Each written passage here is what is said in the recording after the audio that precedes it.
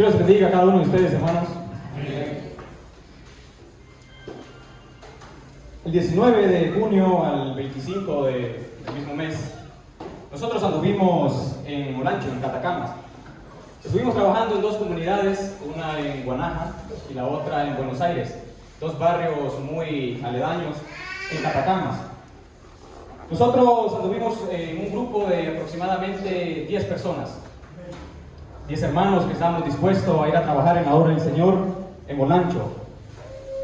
Cuando nosotros estábamos, nosotros ya habíamos estructurado el plan, cómo íbamos a trabajar con los hermanos, cómo íbamos a distribuirnos el trabajo ya estando en el lugar, evangelizar, predicar, dar clases, todo llevamos un programa ya estructurado.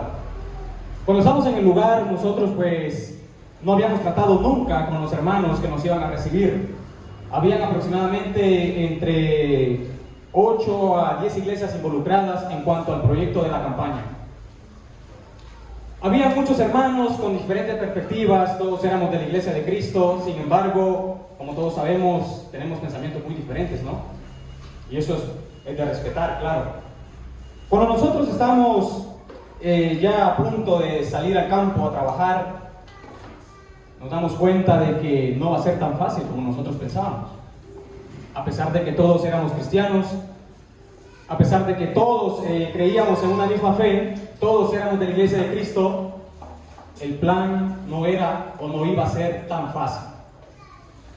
Cuando nosotros estamos ya, vamos a evangelizar, vamos a predicar en las campañas, vamos a restaurar a hermanos que se han alejado de la iglesia, nos toca trabajar, normalmente se trabaja en pareja, no es lo más adecuado, trabajar en pareja y con los hermanos que conocen la zona. Cuando nosotros se nos asigna un hermano, dos hermanos de la zona, vemos de que el trabajo es muy complejo con ellos. Es pero muy difícil. ¿Por qué? Decíamos nosotros. ¿Por qué si nosotros estamos trabajando, todos tenemos un mismo enfoque en lo que es en la obra del Señor? Trabajar en la obra del Señor siempre, ayudar a las personas, llevarlas a la iglesia. Sin embargo, insisto, era muy difícil trabajar con los hermanos. Salían ciertos comentarios, salían ciertos aspectos en el cual no estaban de acuerdo en la manera como nosotros trabajábamos. Ciertos detalles, a algunos no les agradaba, a otros no les gustaba, otros nos apoyaban, pero la pregunta de nosotros insistíamos, estamos trabajando todos para la obra del Señor. ¿Por qué nos tiene que pasar esto con los hermanos? Cuando nosotros estamos trabajando, estamos predicando, aún estando en la iglesia, fuimos criticados. Algunos de nuestros compañeros se sintieron muy mal realmente, porque fueron criticados. Y no por hermanos del mundo, no por hermanos inconversos, sino por los mismos hermanos líderes de las iglesias que nos acompañaban en ese momento. Y nosotros nos hacíamos la pregunta, ¿por qué? ¿Por qué pasa eso? A pesar de que tuvimos esos detalles, esos aspectos en contra del trabajo que nosotros llevábamos para Olancho, para Catacamas, nosotros llegamos, gracias a Dios, tuvimos bastantes frutos. Para la gloria y honra de Dios, nosotros tuvimos 16 bautismos en esa campaña, solamente en esa campaña. Habían otros hermanos trabajando en otra parte de Olancho que también tuvieron aproximadamente 13 bautismos. Sin embargo, nosotros vemos los frutos. Podría yo proyectar las imágenes y todo, y qué bonito se miran los frutos. Pero para que eso se pudiera dar, tuvimos que pasar por un momento muy difícil. Un trabajo que no fue fácil, donde hubo oposición por parte del enemigo, utilizando a la misma iglesia. ¿Por qué les cuento esto yo? Quiero que me acompañen en el libro de Jonás, en el Antiguo Testamento. Creo que todos somos conocedores de la historia, ¿no?, que se nos relata en el profeta Jonás. Vemos nosotros una falta de comprensión, una falta de misericordia por parte de Jonás. ¿Y quién era Jonás? Un profeta de Dios. Era un profeta de Dios Jonás, ¿no? Sin embargo, no por ser profeta de Dios, eso lo hacía una persona que estaba dispuesta a trabajar en la obra del Señor. Eso no lo hacía una persona que estaba dispuesto a ir y hablar de la palabra de Dios, llevar ese mensaje de salvación a las demás naciones. Y eso que era profeta. Porque ¿qué pasa con Jonás cuando Dios le dice, cuando Dios le ordena, ve a Nínive y avísales que si no se convierten de sus pecados, que si no se arrepienten, ¿qué va a pasar con ellos? Van a ser destruidos. Y vemos nosotros la falta de comprensión de Jonás, ¿no? Cómo Jonás se niega al llamado de Dios, cómo Jonás se niega a ir con el pueblo a donde Dios lo está mandando. Notamos ahí nosotros en Jonás un egoísmo por los demás. A pesar de que es una orden divina, a pesar de que es una orden directamente de Dios, Jonás se niega.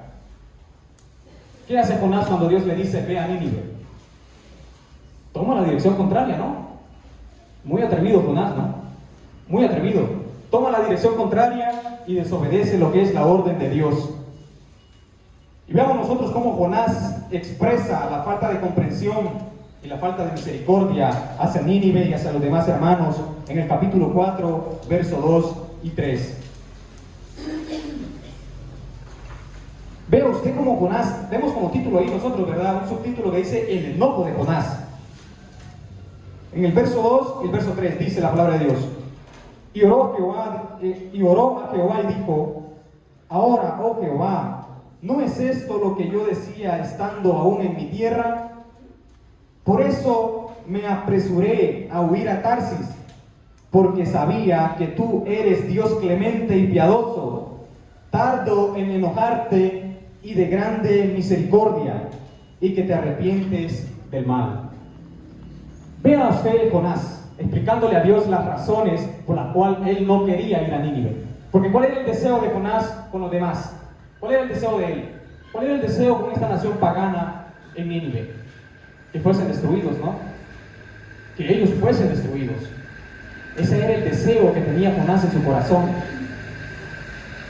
Y no acató la orden que Dios le había dado de llevar ese mensaje de esperanza y de advertir al pueblo de Nínive que iba a ser destruido. Claramente nosotros vemos una oposición por parte de Jonás. Claramente vemos nosotros cómo Jonás se niega a trabajar en la obra de Dios. Sin embargo, vemos nosotros también que la misericordia de Dios, la compasión de Dios con los demás es inefable. No podemos comprender nosotros el amor de Dios que tiene por cada uno de nosotros, por cada uno de su creación. Entonces Dios le empieza a explicar y le dice a Jonás en el mismo capítulo 4, verso 10, 11. Ahí mismo, verso 10, 11. Dios expresa la comprensión, Dios expresa su misericordia con los demás y se lo hace saber lo que es a Jonás. Y le dice, y dijo Jehová, tuviste tú lástima de la calabacera en la cual no trabajaste, ni tú la hiciste crecer, que en espacio de una noche nació y en espacio de otra noche pereció.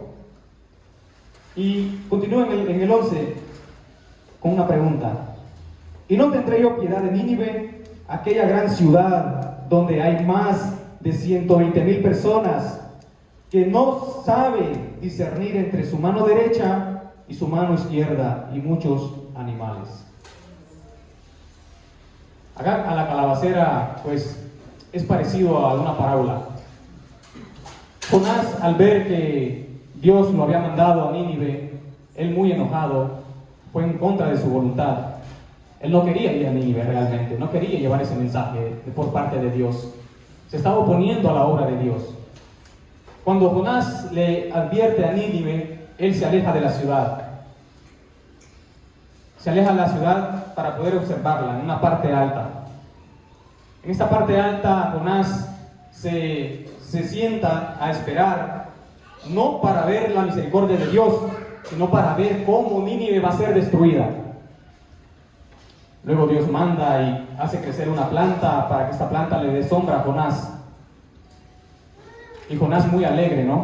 Porque la planta le está cubriendo del tremendo sol, le está haciendo sombra y está muy feliz él por ello. Luego Dios manda a un gusano y se come la planta, devora la planta. Luego otra vez vuelve el sol y Jonás ruega a Dios y le dice: ¿por qué no mejor me matas? ¿Por qué me haces sufrir? ¿Por qué no mejor me matas, me llevas? Entonces Dios le explica aquí en el verso 10 y 11 y le dice: ¿realmente tú aprecias más la sombra de un árbol, una calabacera, que tus hermanos que están en Nínive? ¿Que el pueblo que se encuentra en Nínive? ¿Realmente tú aprecias más eso? ¿Aprecias más esta sombra de este árbol?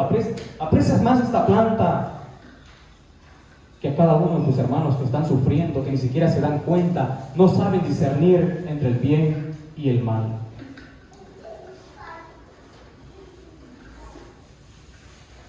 Vemos a Dios cómo expresa su misericordia, vemos a Dios cómo expresa su compasión para con los demás, para cada uno de nosotros. Sin embargo, hay personas con la actitud de Jonás.